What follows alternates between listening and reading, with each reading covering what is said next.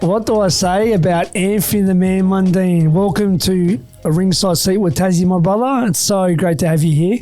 Pleasure, my brother. Like, you've been a day one, brother, and always respected our friendship and relationships. So got a lot of respect for your family and mum and that, and yeah, it's good to be here. Same to you, my brother. Uncle Tone, Auntie Lynn, Sister Kel, all your kids. Even took your kids to the Biggie Smalls movie once, remember? Yeah. CJ was trying to see the nude scene. I was covering his eyes. Remember? You want to see those boobies, yeah? The big titties, eh? Yeah, dear. Yeah. No, we go back away, Anthony, and it's humbling to think that, I first obviously heard, about you in rugby league. But then obviously boxing, and I never would have imagined that one day we'd be brother boys, you know what I mean? And the closest we are, and we've done so many fundraisers and events together, and just we're family.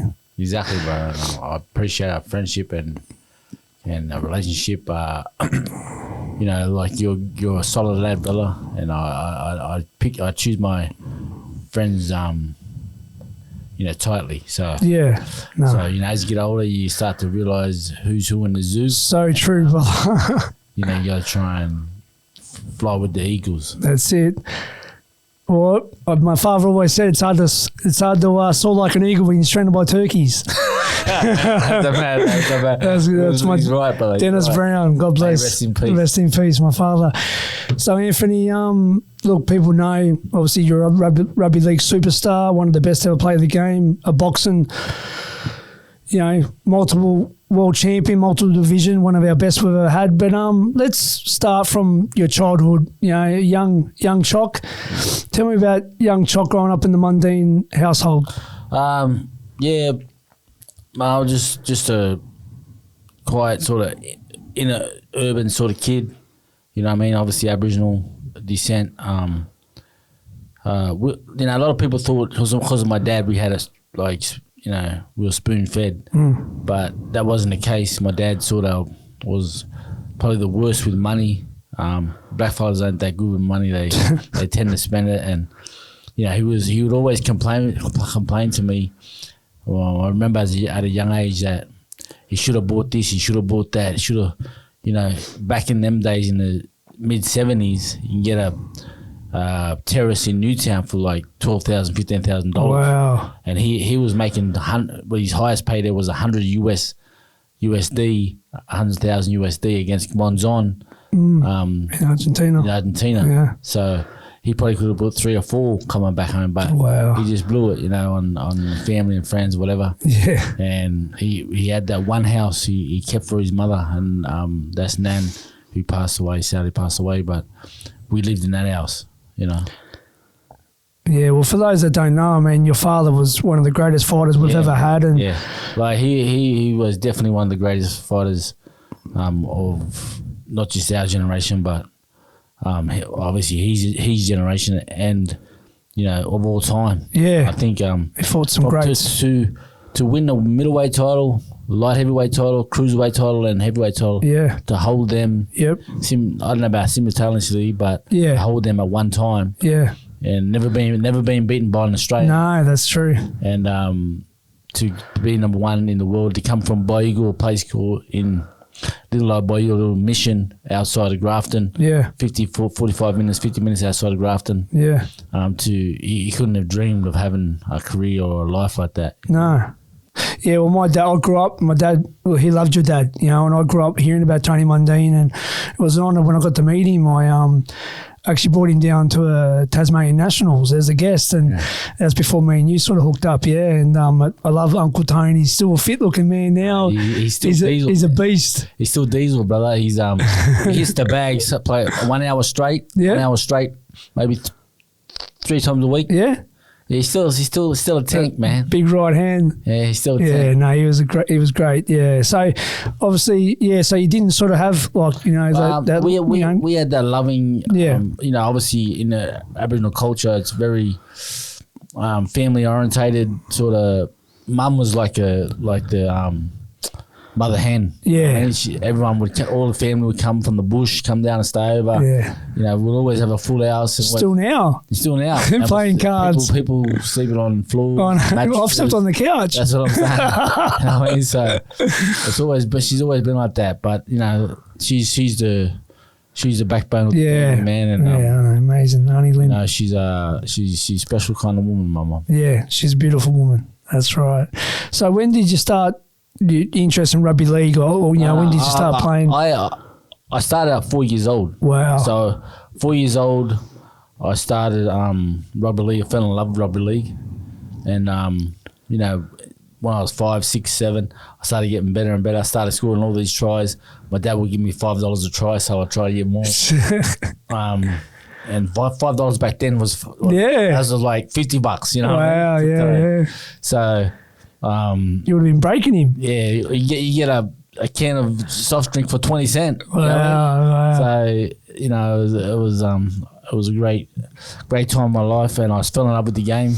And I obviously had dreams and aspirations to go on and represent my state, represent my country at the junior and senior level. Yep. And but in all that, I used to see my dad get admiration from the people. You get a lot of respect from the people, and I was thinking, you know, he must get this respect because he's because of his talent in boxing. Yeah. So I always had an eye on boxing from a young age. My dad used to play me documentaries. He played me the Sugar Ray Robinson documentary. Pound for pound. Loved it. One of my favourites. So he played me that. Then he played me Sugar Ray Leonard. Yep. You know, so the boxing was always in my head and in my background. And I used to mess about. I never trained. I never trained as a fighter until I was 16. Yeah. You know what I mean? I didn't try. I just knew I had talent. I knew I had a bit, you know, skills to pay the bills, and so I never had a pedigree as an amateur. I had 4 fights as an amateur in Noumea, yeah. In Noumea, yeah. When the league just come out, amateur league, because my dad didn't want to go with the association because Arthur Tunstall, racist and Kathy Freeman, and all that stuff. So we went to the league and went over to Noumea, fought over there 4 times because I was playing footy in year out since I was 4. Yeah. By the time I was 16, you know, when I just wanted to break. Yeah. So I said, I have a year off and I'll do some boxing. Went over there, fought 4 times. I won 4 times. I thought this was mad, some mad adrenaline rush, mad feeling. The endorphins was just taking over me. Yeah. I loved it. Like, nothing feels better than this, you know. And I wanted to turn pro when I got back, but you had to be 18. I just turned 17. Oh, okay. I just turned 17, so I thought, I'm not going to wait around another year. Yeah. So I'll go back to footy. Then I went back to football, and I made my debut that year. Yeah, wow. And you got obviously picked up by the St George Dragons? Well, no, I was a St George Dragon junior. So you was already with the club? I was already with the club from Harold Matthews, which was back then under 15s. Yep. SG Ball under 17s. Jersey Flag under 19s. Yep. And from there, I went straight to reserve grade. I skipped 21s. Oh, wow. I was that good. I skipped 21s, went straight to reserve grade.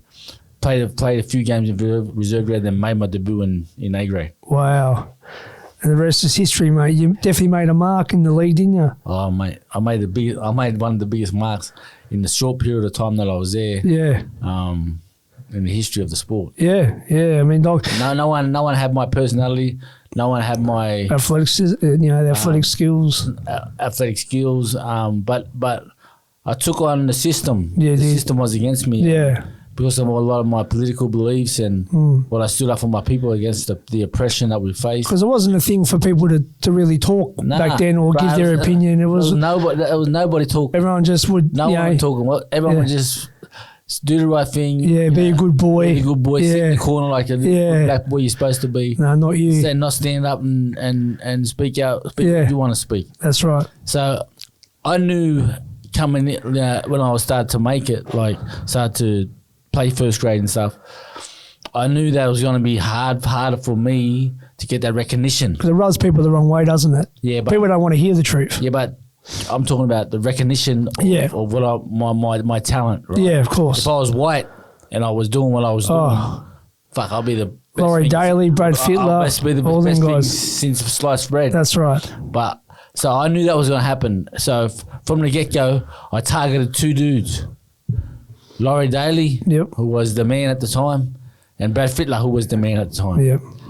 And I'll be gunning for the big boys. You know what I mean? They're the biggest and baddest in the competition. I wanted that smoke. You know what I mean? And my first outlandish comment was, Daly's running on old legs.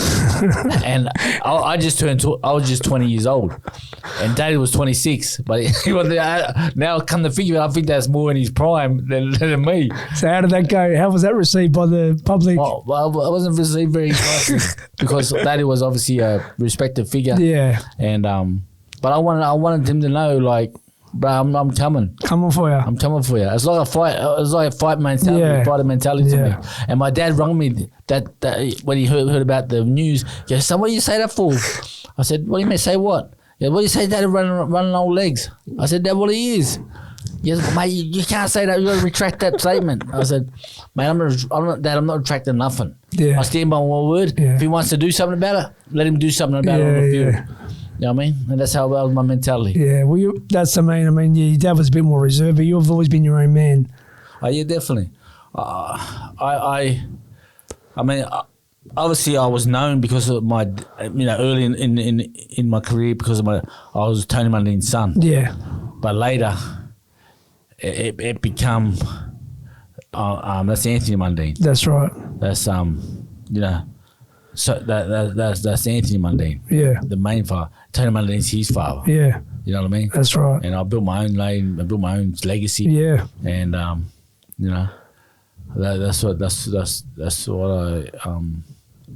want to tell my boys to do. Yeah. Don't worry about me. Don't worry about my legacy. You're never gonna beat it. No one's gonna beat it. That's right. You know what I mean? You just stay in your lane and never before, never again. Before, never again. And I wonder why I play for the Dragons. That's right. 100%, bro. Like they'll realise in another 50, 100 years time, still not one coming out. No. I mean, I'm once in a life, I'm not even once in a lifetime. I'm once in a forever of a athlete. Once in a century. What I've done, no one's done. Yeah.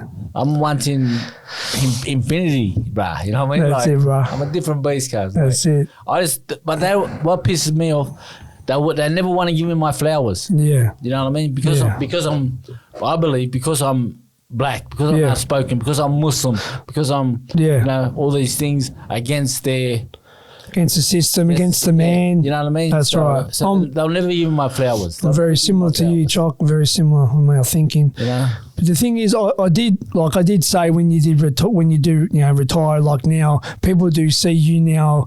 They see the real Anthony Mundine, the guy that I know, the humble. Yeah, but I was always like that. I know. You know, it's just that alter ego when it comes out in the competitive mode, competitive night when you're fighting. Yeah, well, no one done it better than you. You talk some shit and you sell some tickets, but I truly believe I do that as a teenager, as a kid, when I was playing with my cousins, playing with my friends, playing footy, whatever, touch football.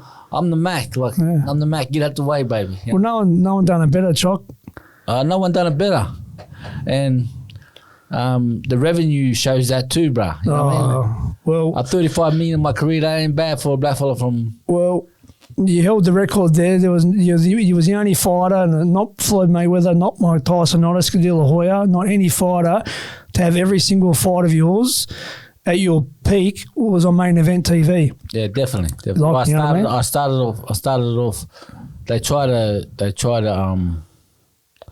sabotage my, after the first fight. Then they got off me. Then I had to put me back on.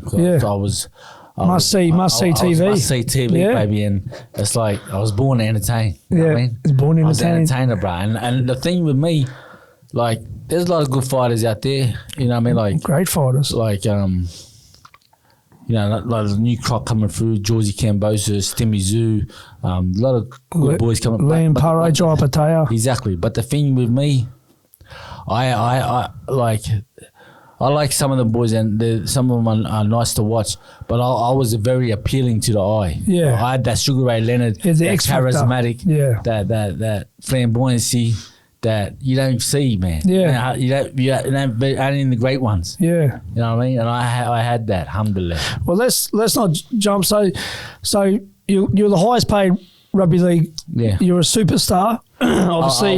I was a mega superstar. And then the change to boxing. Tell me what went through that process. I know, like, you know, they overlooked you making the Australian team, which is your dream. They overlooked me a few times. And then tell me about I think you went away. There was a bit of controversy. You missed training or missed a game. Yeah, well. And tell me about that, Jock. Basically, I was, since 96, I was the man. Like, 96 was one of my biggest years. I was only 21 years old, but I was fucking running shit. Yeah. You know, I took a St. George average team. Not to bag my players, because I gave them a lot of confidence. I gave them a lot of belief.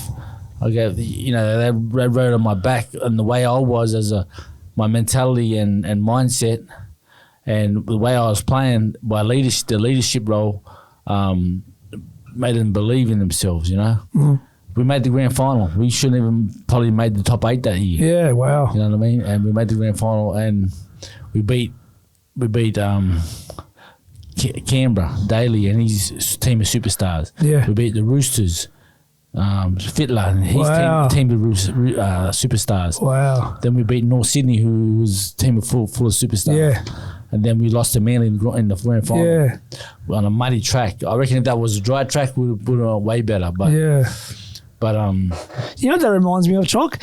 Allen Iverson taking an average Philly team to the finals against the Shaq and Kobe Lakers. yeah. You know what I mean? Yeah. That's what it reminds me of. Yeah, similar, bro, because you know what I mean, we had a couple of rep players, like I think Coiney, Mark Coiney, was a good experienced player, and we had maybe Dave Barnhill, but besides that, bro, we wasn't that strong. Yeah. And a lot of young boys started to believe in themselves, like Jason Stevens, who was just coming through and coming of age. We had Troy Stone, who's, you know, had that one good year in '96. Yeah. And I just run amok. You know what I mean? So yeah. So then. So basically, I run. You know, since '96, I was being ready to play representative football. And that was your dream. Whether it was New South Wales, State of Origin, or Australia. But then it's '97, the Super League thing come in. Yep. I signed with ARL and I signed with Super League. Yep. So I went to quarter a year. Who was going to go to, but I only took the Super League money and signed with Brisbane Broncos. I spent a year up there, so I was in quarter a year to dispute that. And then at the end of the year, that said that the court said I had to go back to the ARL, but then the competition come back together as one. So I was a free agent again. And that's when I told St. George, show me the money, baby. Show me the money. Because when Jerry Maguire come out, and I said, show me the money. and then they showed me the money. All right, I took 10% of the salary cap, and you know what I mean. But rightly so, because I was that player. I was that guy. That was it. I mean, and I was that franchise dude. And from there, I signed with St. George 98, 99, 2000, and then we made the semis in we lost by 2 points in the semis in 98. Then we made the grand final in 99. We should have won it against Melbourne. Yeah. And that 99 year, statistically, I was the best 5'8", the best, you know, try scored, try assist, tackle bust, whatever statistic you want to put down. I was the man. I was the Mac Daddy. Not Fittler, not Johns, not anyone could mess with me. And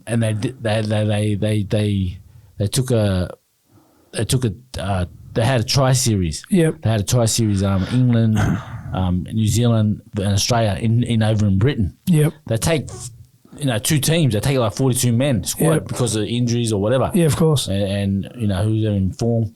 And I didn't even get picked in that. Wow. I was gonna retire then. They would have broke your heart, I broke my heart, bro. Yeah. Broke my heart. Yeah. And I was gonna retire then. But I said, have one more, you know, good off season, come back, fucking show them, you know, start whipping ass again, you know, start playing mad again. And then if they do it again, then that's it, leave. Yep. So I put the strength back in to put another good off season. Good off season in, trained hard, come back, started playing mad again. You know, the Anzac Test, I think in late April. Yep.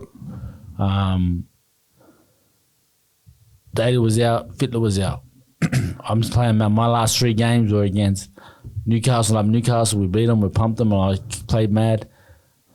The Canberra Raiders at the SFS, City Footy Stadium. I scored this mad individual try, beat Daly again. By the way, Daly and Fittler never beat me. Never. Not their team never beat my team, and they never ever outplayed me. I've always outplayed them. Yeah. Okay, just remember that. Yeah. Just put that in. Put that in my notes. Put it in your notes. And then we played Daly at the SFS. I scored this mad individual try. Daly's chasing me. I knew he wasn't going to get me. And I'd done something cheeky that I scored. And then we down in Wynn, we played Roosters. Yeah. Right? And they're 20-10. They're up 20-10. I got hurt. Fuck. I get off. Come off. I got a shot like a cortisone. Not a cortisone, like a pain relief shot. Yeah. And got back on. Then we started. Then we scored, and then I scored the winning try to win the game. Wow. We won by 2. Wow. All right, and then they were picking the Australian Test team the next day for the Anzac Test. You would have thought you were 100%. Everyone thought I was in. Yeah. Everyone. God. Even the coach, Chris Anderson, at the time, got asked, why didn't Mundine get picked? He said, because of my off-field characteristics. I don't drink. I don't smoke. I don't do any scandal. Best role model. I'm all positive, right? Yeah. But because I was proud, loud, outspoken, and you got a voice. Rebellious to the system, they wanted to say, well, "Fuck you, we'll put you in when we're ready." Yeah, they punished you. So after that happened to me, bro, and they picked Matty Johns. I love Matty Johns. He's my brother boy. You know what I mean? I love him. He called me late last night. Have a yarn, always checking up on me. Yeah, mad. So. He's a good mate of mine, but even Matty would agree and tell you he wasn't playing to my level at that year. Wow. And then I was devoed. I was fucking, mate, you couldn't, because I was listening to it in the car because I didn't want anyone to, on the radio station. Yeah. So I was listening to radio. 6, they never picked me because I played State of Origin in 99, the series, 3 games. But I put me on the interchange bench. They bring me on the hooker and just positions I never played, but still was killing. I still was scoring. You scored, yeah. And then anyway, so I thought they were gonna put me on the interchange bench again, or the bench. They didn't even put me on the bench. And after that, I was like, fuck. I rung Coda and Asa. I said, bruh, give me a fucking trip. I'm getting the fuck out of here. You know what I mean? I'm going overseas. Yeah, where you going? So I was trying to get away. I want to go. I stayed in contact with it because I was a beast basketball player back in the day. I was a gun basketball. Yeah, I heard, yeah. And I toured the west coast of America when I was 15. And we got billeted out to families. And this Filipino family billeted me out. And I stayed in contact with them. Yeah, wow. Over the years, stayed in contact. They had 3 brothers. Ronnie, Omar and Bruce. Yep. I stayed in contact with them. And so I said, it's a good time to go over and fucking, get away from this madness and just think about what I want to do. Yeah. So I done that and I really, reflected on everything that happened and my future. And because that, I started to fall out of love with the game because of what happened. Of course. And then I was over there and I knew I was going to, I watched the movie. It just came out, Love and Basketball. Yeah. In Canada. So I watched that. Omar Epps, great movie. I watched that movie by myself. And then because I come back through Canada, through Vancouver. I just never been there. So cool. And then when on the night in Vancouver, I said to myself, I'm done. Wow. It's over. And I'm going to chase my other dream and become champion of the world. Wow. And even you was like, who the fuck's this guy? Who the fuck is this guy? I mean, he can't do this. That's true. Hard, I'll admit it, mate. I heard it and I said, well, I know many great fighters that have been fighting for years as amateurs and even myself and all these guys and he's this guy, he hasn't had any fights really, like no background. He's going to be world champion. How's he going to do it? I was honest. It wasn't like, he'd been distant, but I was just like, mate, there's guys that I know that have been fighting all their life. How's this guy just going to say he's going to win a world title? They don't give him away. You don't find him in a Kinder Surprise packet. How's he going to win a world title? But he did, bro. Well, I won 3, bro. I won 3. And, well, technically 4 because I won the WBC interim super welterweight title. Yeah, so that was against Canelo's brother. That was against Rabchenko. Rabchenko, yeah, but he did win an interim title against Canelo's brother. I won in Newcastle. That was regional belt. Regional. Oh, was it? Okay, yeah. It was up in Newcastle. Rabchenko was the legit. I was at that fight in Melbourne. That's title. Right. Yeah, Ricky Hatton trained. Yeah. Title, so. Okay, so you've come back to all the media because you went missing. Yeah. You've announced you're going to have your pro debut. Now, I remember Johnny Lewis saying, we're probably doing it at the RSL club in front of a few hundred people, but finished up being the Sydney Entertainment Centre. Yeah, well, man. Everyone was there. John Laws, bloody Alan Jones, Ray Martin. I was an enigma and a polarised opinion. Yeah. You know what I mean? Yeah. In my football. Yeah. And not just that, I was one of the best players, if not the best player. Yeah, of course. Everyone knew you, pretty much. So everyone knew me. Yeah. I was like I was bigger. Probably, the Sean Mitchell today. Yeah. I was bigger than that. Oh, he's got nothing on you. And I'm just saying, like, as far as the media attention. Yeah, of course. And the pressure and the duels with Daly, with Whitler, and the slang talk and this and that. So love or hate, they knew who he was. That's right. Yeah. So I had that with me. I was a superstar in rugby league, and I brought that character, that personality, that flamboyancy, that charisma over to the boxing. Yeah. And it's sat hand in hand because boxing, we never had no one like that. No, I was quite at the time, and I was obviously boxing at the time. It's pretty quiet. I love Costa Zoo. He's a gun fighter. Yeah, one of the best. But he was sort of on the way out, though. He was on the way out, but I'm saying that they don't have that. They can't split the public like I do. Yeah. But he was obviously, over in America, but he was sort of on the way out, and there was Team Fennec, which I was part of at the time, and everyone was thinking, this young. Well, that's why, like, I respect Jeff and what he's done in sport. You know what I mean?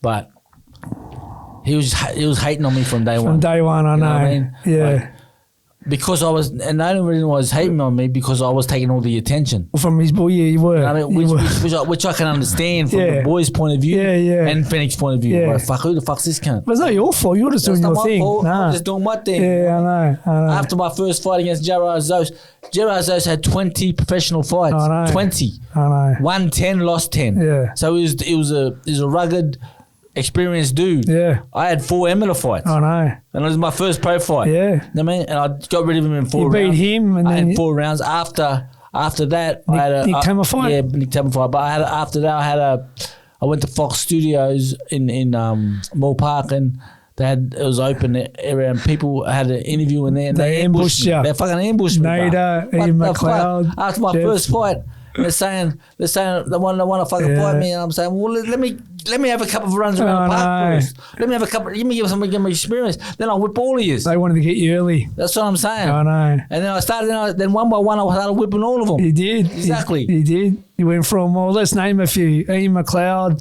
Rick Thornbury, Nader Hand, Mark. You didn't find that until years later, though. Mark Bajiro, you won your first Australian title. Darren Obar, another one of the greatest amateurs of all time. So you're fighting these guys, really, they should have been beating you. Yeah. The amount of amateur titles these guys had won, pro fights the guys had won, and you was a pup. And really, by experience levels, they should have beat you on paper. Yeah. But you had this X factor. You had this. I had the drive, fast twitch. I had the drive. I had the X factor, and I had the talent and gift, and I had the hard work. Yeah. The dedication. And that's the thing people don't think. I probably know. Like they say, like you were so talented. You had that eye. You had the skill. You had a Roy Jones Jr. essence about you, but You got to work hard behind the scenes because all the skill in the world doesn't mean nothing, does it? It's hard work. Hard work. Hard work's always beats talent. You know what I mean? Hard work's always beats Hard work beats talent all the day, every day. That's right. Every day. And yeah. man, I gave my life to this sport. Do you think that each time everyone's going to say, oh, he's going to get beat this time he's going to get it? Like every time there was a new name, oh, he won't beat this guy's had 50 fights. And each time they keep raising the bar. Yeah.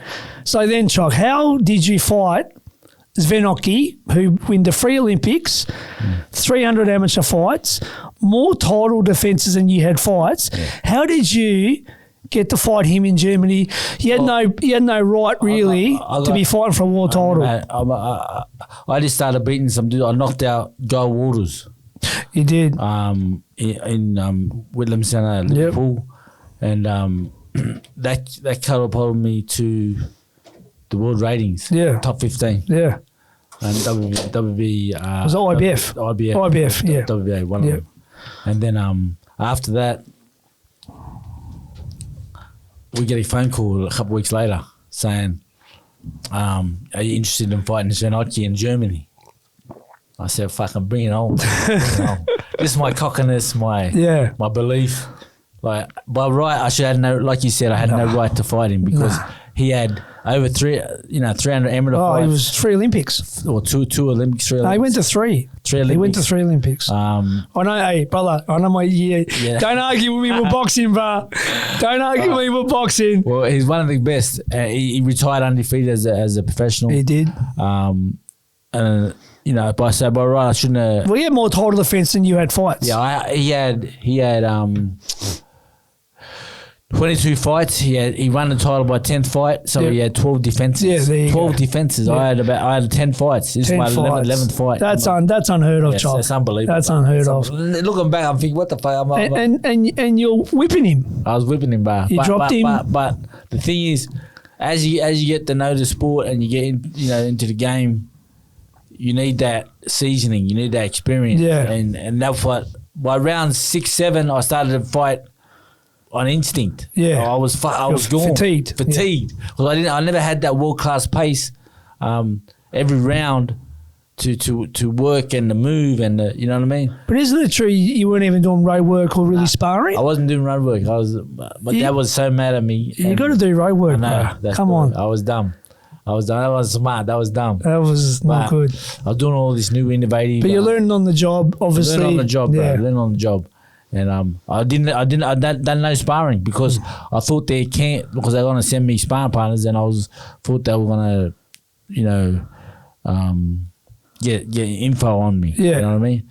That's why they were so surprised. And then now years later, Zvenocky done an interview on the Ring magazine. I've seen it. And named 10 categories of hardest opponent, fast feet, fast hands, best defense, this and that. 10 categories, and I was in 7 of them. Oh, I read that. And he said that I was the hardest fight he's ever fought. He paid you your dues. Yeah, he paid my dues, and that's comforting coming from a peer, all-time great. The best, that's all-time right. great, to do it. Yeah. And what happened?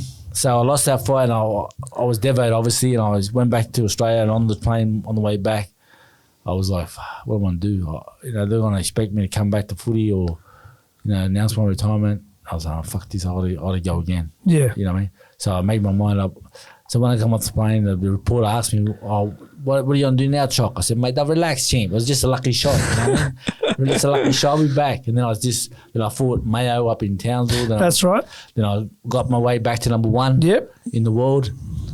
And I got myself, Ochi won 2 titles by then. He was unified champion. He did. So I was mandated to fight him for the second time. That's right. But this time, I had more experience behind me. I had more seasoning behind me. So he knew he's not going to get tired in 6, 7 now. Yeah. He can do this for 12 rounds. Yeah. And then he done the smart thing and then retired. Yep.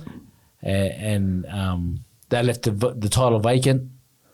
And I fought the number 2 contender, who was Anton Eccles. Great American. Big bang American that gave Bernard Hopkins fits and twice Bernard Hopkins fought him twice. It was the hardest fight he's ever had. Yeah. So knowing that, everyone's thinking, how he's doing it again. He's gonna, he's biting off more than he can chew. Yeah. Anton Eccles is a bad boy. Yeah. Even had a gun lodged in his shoulder. So again, and may his soul rest in peace. He's recently passed away, the poor guy. Yeah, I know. Yeah. And but you shocked the world. Shocked the world, man. That was one of my best performances. I trained. You boxed like a fox. Trained super hard. Was prepared to. I sparred against bigger guys, hard punches like Gurkhan Ozkan. Yep. Yeah, a few of the brothers that helped me out, and I was ready, bro. And that was the biggest. That was the monkey off my back. Tell me, that was my world title that I said I was going to get, and I got. Alhamdulillah, by the grace of God. And no matter what happened after that moment, they can never take that away from me. That's right. I said what I was going to do, and I done it. And that's it. You can sit on a fat one. You know what I mean?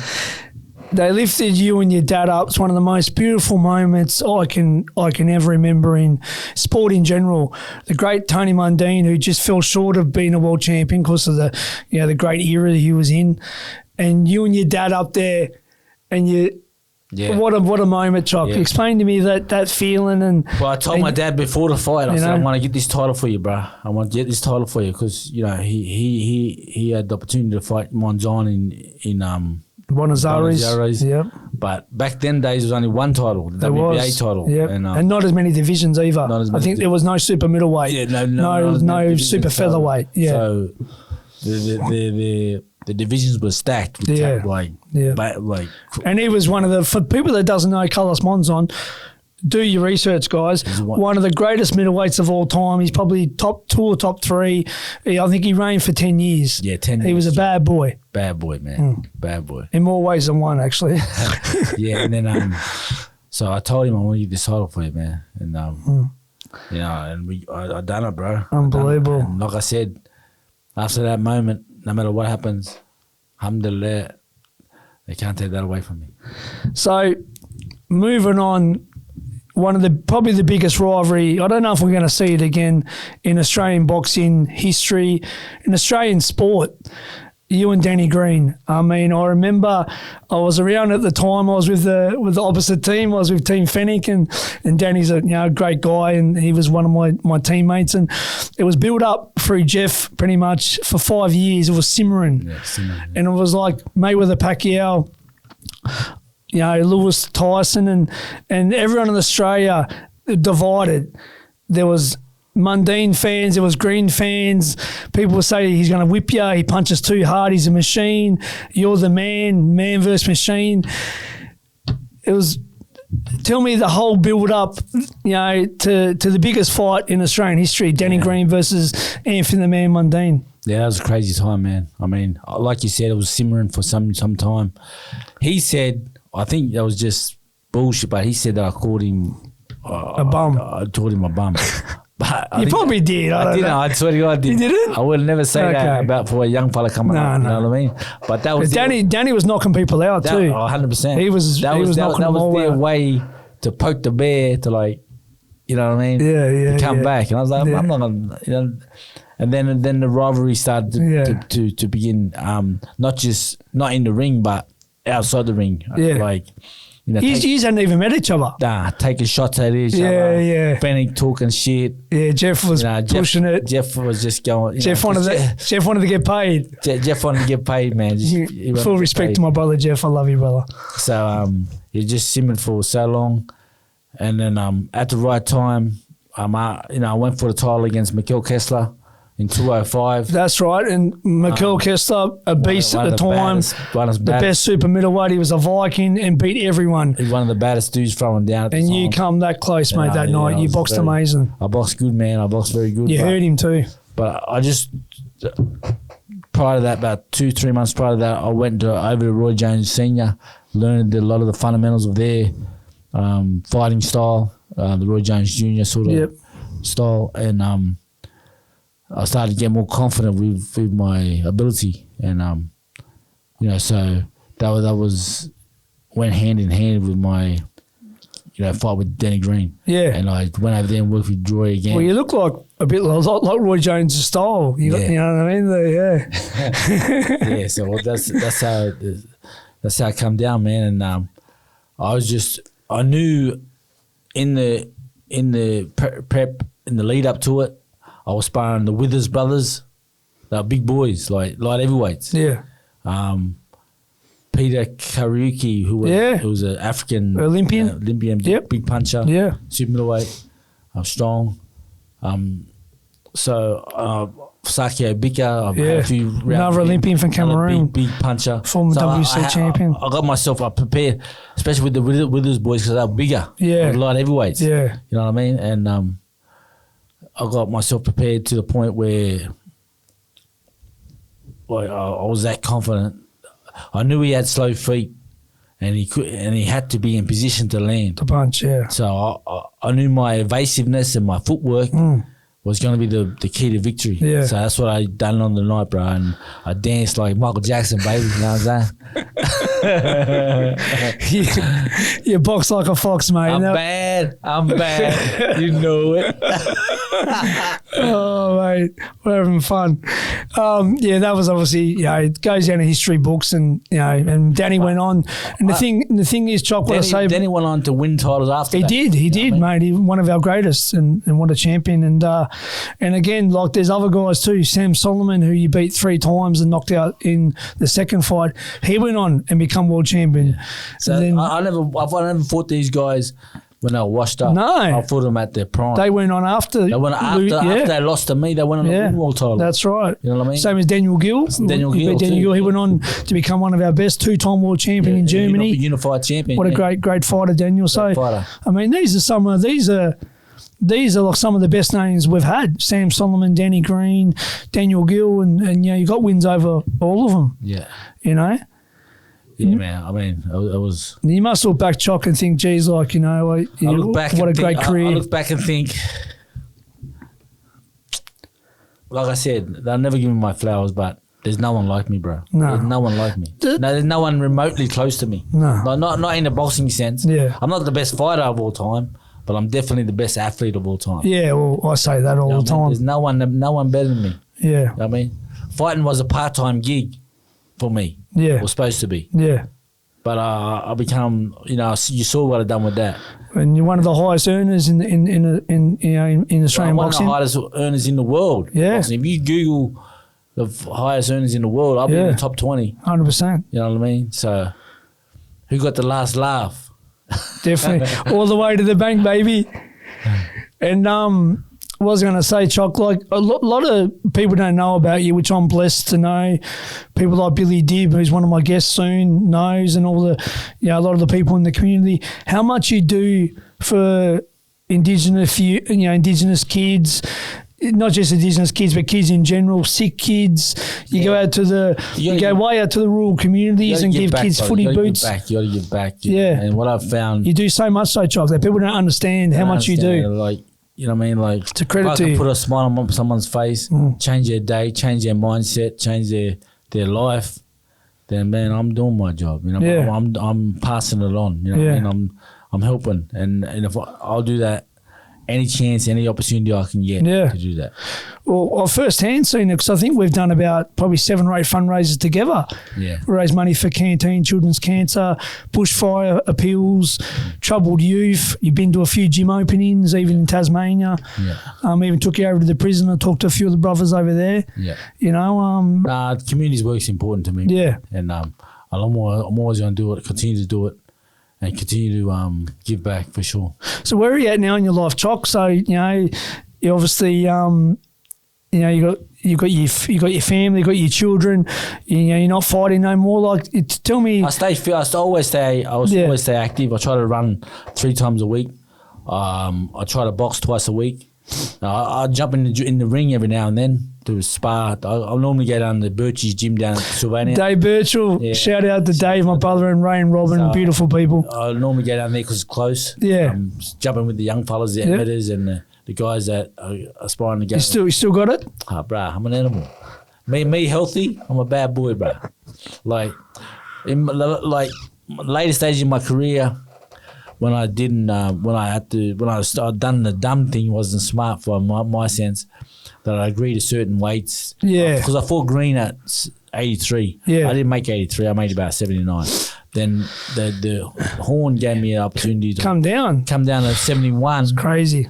But I couldn't be on the night of the fight. I couldn't be set up more than 74. You couldn't have a rehydration. Yeah. And you agreed to that. Well, I'm a dummy. I wish I would have, like, you probably wouldn't listen to me, but I wanted to tell you, Chock, like, don't do this stuff, mate. Yeah, but I'm a dummy. But that sort of was Playing into their hand. yeah. That was the demise of Yeah. my boxing. Yeah. And even with Jarafa at the middleweight. Yeah, I know. I had to lose all that Yeah, weight. but that wasn't you. The water loading Yeah. and all that.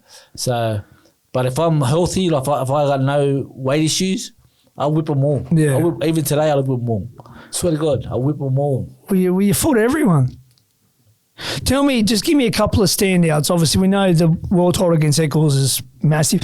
But just give me a couple of standouts of the fights. Green one. Green one, yep. Green one was my favourites. Kessler was one of my favourites. Yep. And Eccles. Yep. And as I said, I tell everyone, every fighter has one night. Mike Tyson had it against Michael Spinks. Yeah. Probably Costa Tszyu versus Abjuda. You versus Sam Solomon, 2. No one beat you that night. No super middleweight. That night you was on and you were aggressive. Sam was a guy that sort of got under my skin. Yeah, I know. In the sense that he was just like a pest, bro. And like when I fought Otke in Germany, he was with the Otke camp, training with him, sparring with him. Yeah. Well, I fought Kessler, he was with the Kessler camp. Yeah. Training with him, giving him tips, saying how to fucking beat me. You're like a prostitute. Like a prostitute, bro. And I'm thinking, he's supposed to be with my countryman. Yeah. You know what I mean? And he's out of his way Yeah. to help these. He was calling them. Yeah. He was calling them to get in their team. Yeah. To give them, spill the beans about A fellow Australian. everything he knows about me. Yeah. And what I'm doing and how he can help them, prepare to be me. So that just really got my, because we had a fight in Wollongong. It was a 50-50 fight. The first one. Yeah, Well, you was I inexperienced. was very inexperienced. And Sam's an awkward fighter. Very awkward and a fighter. great fighter. He's done he had a great career. 100%. You got to give him credit. Almost beat Winky Wright, controversial decision. You got to give him credit. But Yeah. it was a close fight. But I still believe I won the fight because I was more accurate and more precise. Yeah. But I got the nod, and then since then he's just going at everyone else's team, trying to help everybody do this and that over me. And then I was like, but he got himself in a position. This is how that happened. He got himself in the position to a number 1 or number 2. Yeah, it's for the world title. For the world title. Yeah. And It's your second world title, yeah? second world title. Yeah. Yeah. WBA. And the title become vacant. I was number 1. Yeah. Solomon was number 2. Crazy. It's crazy how I was meant to be on the undercard, actually. it was crazy how my opponent the pulled stars aligned. Yeah. And we were fighting for his vacant, full-fledged WBA title. Yeah. I'm number 1. He's number 2 in the world, and kudos to him to getting there because he can fight. Yeah. But I knew. So we went to purse bid or whatever. We obviously we won it. Gave him we do it in Sydney, in my hometown. Yep. And I knew it was going to be different this night because I was more experienced, I was more seasoned, and I was more hungry. Yeah. And because this is a second world title, legacy sort of fight for me. And I didn't like this guy. I didn't like him. I wanted to crush his head. You know what I mean? And I watched tapes on him, and I watched him fight Winky. Yeah. Right, I watched that fight maybe 2-3 times. Yeah. And I saw when Winky had his success, he would come forward on Solomon, Push him back. Yeah. But Winky wasn't good on his feet, and to where he can evade shots and just more high guard. Yeah, he used to fight like that. And so I thought, why don't I fucking go on the front foot, have the high guard, but be evasive at the same time. And that was my game plan. Yeah. I knew it was going to be. So I was thinking, from the first round, I'm coming to kill this cunt, and I'm coming to kill him. I'm not going to fight him. I'm coming to kill him, and that was my mentality. And if you see my face, and my appearance on the night, you'll see I'm raging with fucking, wanting to hurt somebody. No, you look like a beast that night. Yeah. That's why I say that night, unbelievable. And, there was something definitely in you that night, Yeah. a different look. Yeah, it was a different look, bro. And then I was coming forward, and because he likes to throw a lot of counter punches, a lot of punches. So I was coming forward, keeping my high guard, keeping smart, trying to set him up with the right hand, right? The right hand, yeah. And then the split moment come in, I sort of jabbed, and I saw him try to counter, and I seen he was open, and I was fucking threw the right as fast and hard as I could, and made it would have knocked out a muck truck. He never recovered. I don't know how he got up. Oh, great condition. He was always superbly conditioned. I think the only thing that saved him was his condition. Unbelievable condition. And, I believe he was knocked out from that round. He never recovered. No, I believe he truly. I truly believe he. I don't know. You got to ask him this. Yeah. But I don't think he remembered what happened after that round. Yeah, no, he didn't recover. It was only superb conditioning that he even got through a few more rounds. Yeah. So, Chalk, are you content with everything you achieved in your career? Of course, I'm content. Like, there's no one better, bro. Like shit, bro. Like to do what I've done in football, and then come and do what I've done in boxing. Like, come on, man. I know. You ain't never gonna see this shit again, bro. And the thing is, Chalk, you gave so many young fighters like myself, Luke Jackson, Billy Dibb, George Gambosis to fight on undercards on pay-per-view. Yeah. Because we wouldn't have had them opportunities if it wasn't for you. To get seen, especially at the start of your career, like on your first couple of fights, getting a fight on undercards of yours is unbelievable. Yeah. Something we'll never forget. And that's a credit. We owe you that. Obviously, you fighters as well, that have, your following in your own right. Yeah. And you brought the good shows and entertainment to people as well. So I try to help as many people as I can, and I knew I was good for boxing. I knew all eyes were on the event, and try to give as many as I can opportunities. What message you got to the kids, Chalk? About getting into sport, staying away from drugs and alcohol. Find your passion. Yep. Whether it's boxing, whether it's football, whether it's a sport, or whether it's whatever. Might not even be sport. Might be art. Might be dancing. Might be traveling. Might be, I don't know what it may be. But find your passion. Work hard. Have a goal. Have a dream. Work hard towards that goal and dream. Relentlessly. Have a drive to make it a reality, and manifest it within yourself to achieve whatever it is you want to achieve. And 10 times out of 10 times you will achieve it, but you have to believe it internally, and make the right choices in life. Don't drink, don't smoke, don't do drugs. There's no other high like a natural high. Can't beat it, baby. I'm on it all day, every day. There's no other high like a natural high. I'm gonna be out with even when I was playing with my footy days and that, I'll be out with my mates. I'll be on the water. People will think I'm drunk because I'm so happy and vibrant. You know what I mean? Like, you don't need that stuff. It's poison. It's poison. It's a poison that of society, and you can have fun. You can be high as you want, but it's how it's a natural high. Before we wrap up, Chuck, quick word pronunciation. I'm going to say a name, and you first thing that comes in your head. Yeah. Lionel Rose. Wow, one of the best ever do it, man. I love Lionel. He's played my inspiration to